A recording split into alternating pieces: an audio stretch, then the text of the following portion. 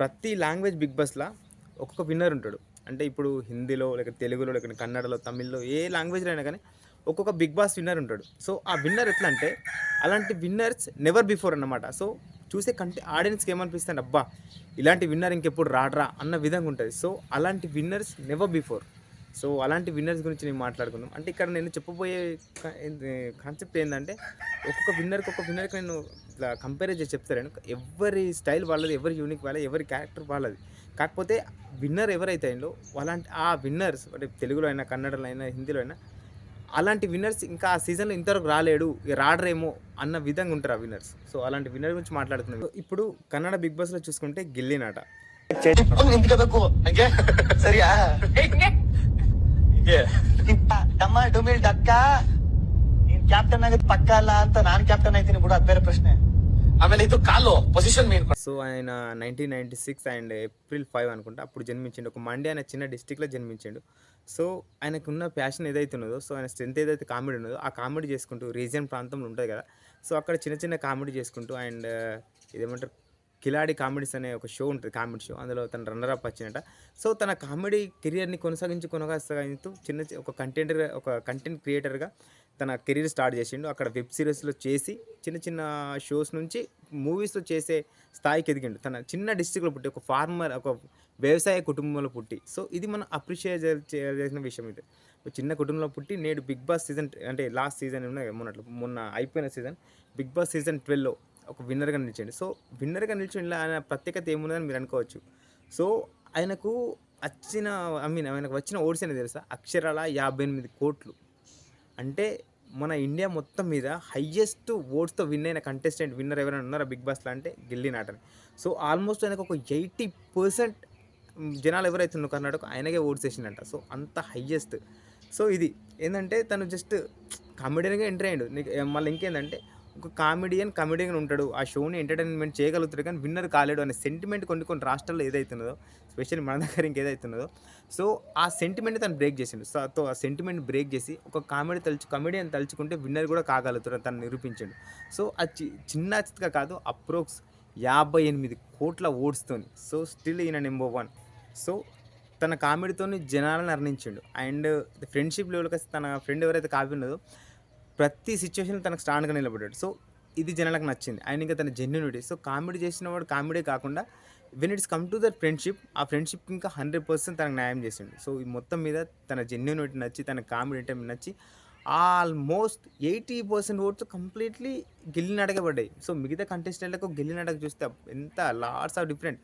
ఆయనకు ఒక 58 క్రోర్స్ ఉంటే మిగతా కంటెస్టెంట్‌లకు ఒక 5 క్రోర్స్. అంటే ఎంత దాదాపు ఒక అంత హ్యూజ్ అంటే హ్యూజ్ డిఫరెన్స్. సో, అంత మెజారిటీ ఓట్స్‌తోని ఆయన గెలిచిండు. ఆల్మోస్ట్ కన్నడ బిగ్ బాస్‌లో వార్ వన్ సైడే. మిగతా కంటెస్టెంట్ జస్ట్ క్యాజువల్‌గా చూసినాము. మోస్ట్‌లీ వార్ వన్ సైడ్ అంటే వన్ సైడ్ అయినప్పుడు తెలిసినప్పుడు మన దగ్గర ఇంట్రెస్ట్ పెట్టి చూడరు. కానీ అక్కడ చూసిండు. ఎందుకు మెయిన్ రీజన్ తను ఇచ్చే ఎంటర్‌టైన్‌మెంట్ ఏదైతే ఉందో, తను ఇచ్చిన కామెడీ ఏదైతే ఉన్నదో, ఆ కామెడీ కోసం ఖచ్చితంగా విన్నర్ డిసైడ్ అయినా కూడా కంప్లీట్ చేసిండు. ఇప్పుడు మన తెలుగు బిగ్ బాస్‌లో విన్నర్ డిసైడ్ అయితే ఇంట్రెస్ట్ అదనే తేడాతోని కొన్ని మన బిగ్ బాస్ ఏదైతే కన్నింగ్ ప్లాన్‌లతోని ఆ విన్నర్‌ని ఏమంటారు విన్నర్‌ని మార్పించే ప్రయత్నం చేస్తాడు. కానీ అక్కడ బిగ్ బాస్‌లో ఏదైతే ఉన్నదో విన్నర్ షో అంటే షో ఇంట్రెస్ట్ రాని రాకపోని విన్నర్ ఈజ్ విన్నర్. ఒక జనాలు ఎవరైతే డిసైడ్ చేస్తున్నారో వాళ్ళనే విన్నర్ చేయాలనే ఉద్దేశంతోని కంప్లీట్‌లీ తను విన్నర్ అని జనాలకు డిసైడ్ అయినా కూడా కంప్లీట్‌లీ తనకి ఏ నెగెటివ్ రాకుండా బిగ్ బాస్ చూసుకున్నాడు. సో, మన దగ్గర అట్లా కాదు.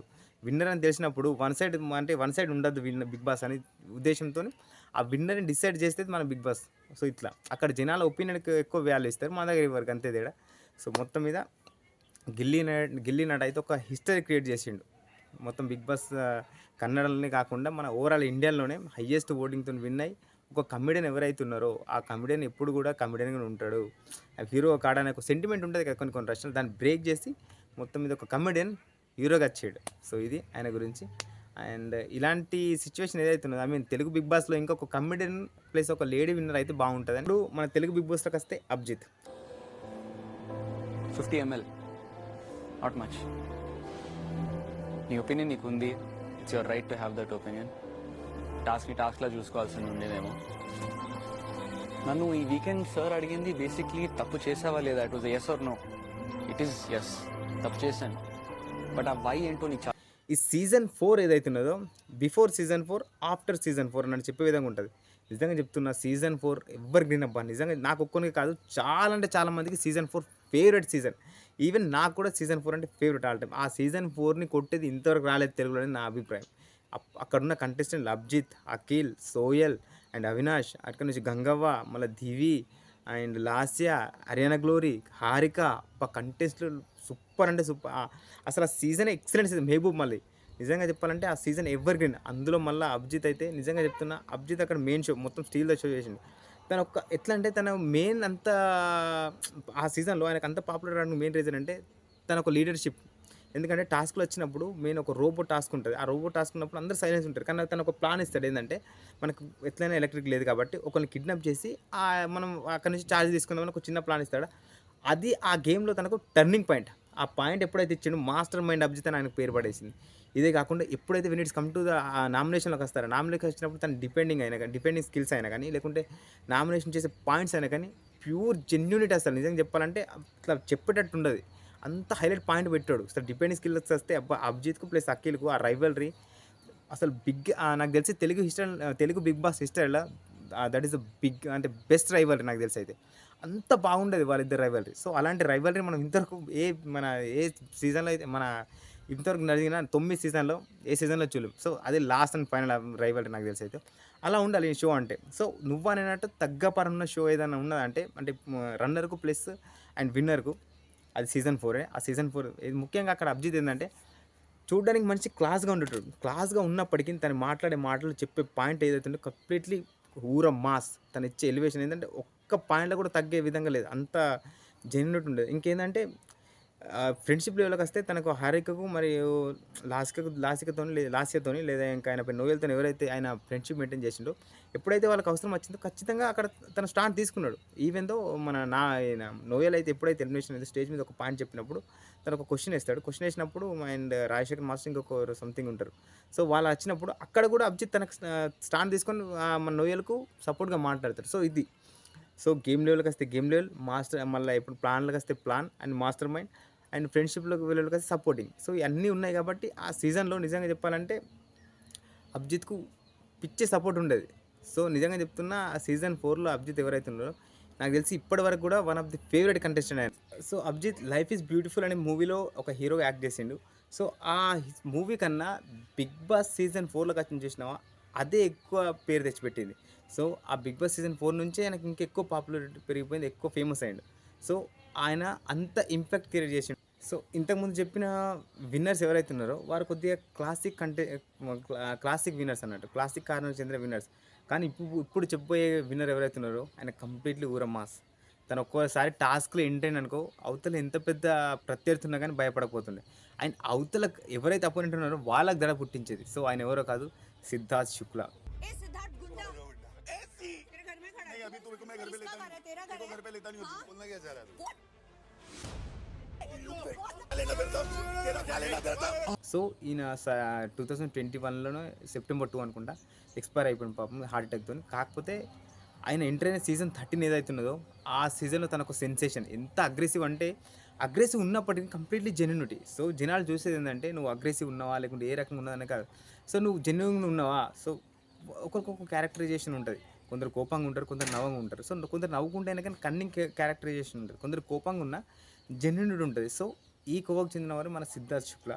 సో, ఆ సీజన్‌లో తనొక సెన్సేషన్. ఒక చిన్న మోడల్‌గా ఒక కెరీర్‌ని స్టార్ట్ చేసి అంచెలంచెలుగా పెరుగుతూ అండ్ కొన్ని మూవీస్‌లో హీరోగా చేసి మళ్ళీ హోస్ట్‌గా చేసి లాస్ట్‌కి 'బిగ్ బాస్' సీజన్ 13లో సెలెక్ట్ అయ్యిండు తను. సో, సెలెక్ట్ అయిన తర్వాత ఒక కంటెస్టెంట్ నార్మల్‌గా ఉన్నప్పటికిని తను పట్టుదల ఏదైతే ఉన్నదో 'బిగ్ బాస్' సీజన్‌లో. So, Hindi 'Bigg Boss' season 13 start అయినప్పుడు it's completely TikTok era. So, mostly అప్పుడు అందరూ టిక్ టాక్‌లు చూస్తుండే. నేను ఇంకా టిక్ టాక్ చూసేటోడిని. సో, ఈయన వీడియోస్ ఎక్కువ ట్రెండ్ అయ్యేటివి. ఎవరి సిద్ధార్థ్ శుక్లావి. అరే! ఈయన వీడియోస్ ఎక్కువ ట్రెండ్ అయితున్నాయి. ఎవరు మనకు ఎట్లనో 'బిగ్ బాస్' అంటే ఇంట్రెస్ట్. సో, తన వీడియో చూద్దామని ఓపెన్ చేసి చూసినా. సో, తన క్యారెక్టర్ కంప్లీట్‌లీ డిఫరెంట్ అనిపించింది నాకు. Aggression, love and friendship it's completely ఒక 3, 4 క్యారెక్టర్ కలిపిన ఒక క్యారెక్టర్ అనిపించింది. అంటే మొత్తం కంప్లీట్‌లీ ఏమంటారు యూనిక్ పర్సన్ అనిపించింది నాకు. సో, తన యూనిక్‌నెస్ ఏదైతే ఉన్నదో అదే జనాల్ని ఎక్కువ అట్రాక్ట్ చేసింది. తను నిజంగా చెప్పాలంటే తనకు ఒకవేళ పాయింట్ అనిపించిందా తను నాకు ఒకవేళ తనకు తప్పు అనిపించింది అనుకో, నువ్వు అవతల 10 మంది ఉండే 20 మంది 100 మంది ఉండేది తప్పంటే తప్పే.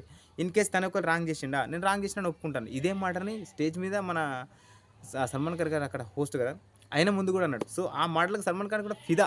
సో ఇది తనకి ఏదైనా రాంగ్ అనిపించింది, జెండర్ ఈక్వాలిటీ మళ్ళీ ఫర్ ఎగ్జాంపుల్ ఒక అమ్మాయిని కొట్టిందా, ఖచ్చితంగా తను ఇంకా అమ్మాయిని కొడుతుండే. ఎందుకంటే ఆ ఒక్క పేరు గుర్తొస్తలేదు, తెలియదు కానీ తన మీద ఒక వాటర్ పోస్తుంది. వాటర్ పోస్తే కథం అమ్మాయిని చూడకుండా తన ఇంకా వాటర్ పోసేస్తాడు. సో అక్కడ ఇంకా తర్వాత ఇది ఈ మ్యాటర్ గురించి మన బిగ్ బాస్ హోస్ట్ అడిగినప్పుడు తను అక్కడ క్లియర్గా చెప్తాడు. మా ఇంట్లో అట్లా పెంచలేదు. ఇప్పుడు ఫర్ ఎగ్జాంపుల్ మా సిస్టర్ ఎవరైతే ఉన్నారో ఆమెకు నాకు ఖచ్చితంగా గొడవలు అయ్యేది. ఇప్పుడు తను నన్ను కొట్టేది, నేను ఇంకా తన సిస్టర్, నేను మా ఇంట్లో ఇట్లా అబ్బాయి అమ్మాయి అని తేడా లేకుండా ఇద్దరు ఈక్వల్గా ఉంటారు. మా పేరెంట్స్ నన్ను అట్లా పెంచలేరు, ఇద్దరిని ఈక్వల్గా పెంచలేదు. చల్ ఆమె నన్ను కొట్టేది, నేను తనను కొట్టేది, అంతే తప్ప నువ్వు అమ్మాయి నేను అబ్బాయి నువ్వు తనను కొట్టు నేను తనను కొట్టద్దు ఇలాంటి విభేదాలు ఏవి మా ఇంట్లో చెప్పలేదు. మా వాళ్ళని ఇతను పెంచి పోయి నేను ఇతను ఉంచుతా. అగర్ నన్ను ఒకవేళ ఆ అమ్మాయి నన్ను కొడితే నేను అమ్మాయిని బరాబర్ కొడతాను. నేను జెండర్ ఈక్వాలిటీ. సో ఇట్లా ఏదున్నా ఫ్రాంక్గా ముఖం మీద చెప్తుండే.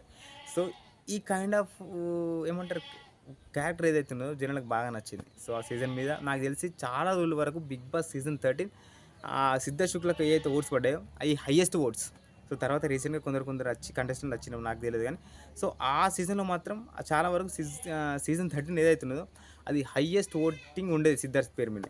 సో అన్ఫార్చునేట్లీ తెలుసు కదా, హార్ట్ అటాక్తో తనైతే ఎక్స్పైర్ పోవడం జరిగిపోయింది. కాకపోతే తను ఇంకా ఎవర్ గ్రీన్ విన్నర్ నాకు తెలిసి బిగ్ బాస్ హిందీ హిస్టరీలో. సో ఇక్కడ ఏంటంటే ఇక్కడ Kannada Bigg Boss and Telugu Bigg Boss లేకుంటే హిందీ బిగ్ బాస్ గురించి ఏదైతే చెప్పినాం, ఇక్కడ విన్నర్స్ ఎవరైతే ఉన్నారో ఈ విన్నర్స్ కంప్లీట్లీ నేను ఒకరికొకరు కంపేర్ చేస్తలేను. ఎవరి డిఫరెంట్ క్యారెక్టర్ వాళ్ళది. ఇప్పుడు గిలినాట ఉన్నాడు, గిలినాట కంప్లీట్ కమెడియన్ క్యారెక్టర్ ఆయన సపరేట్. ఇప్పుడు మన అభిజిత్ ఉన్నాడు, Abhijit cool and calm characterisation.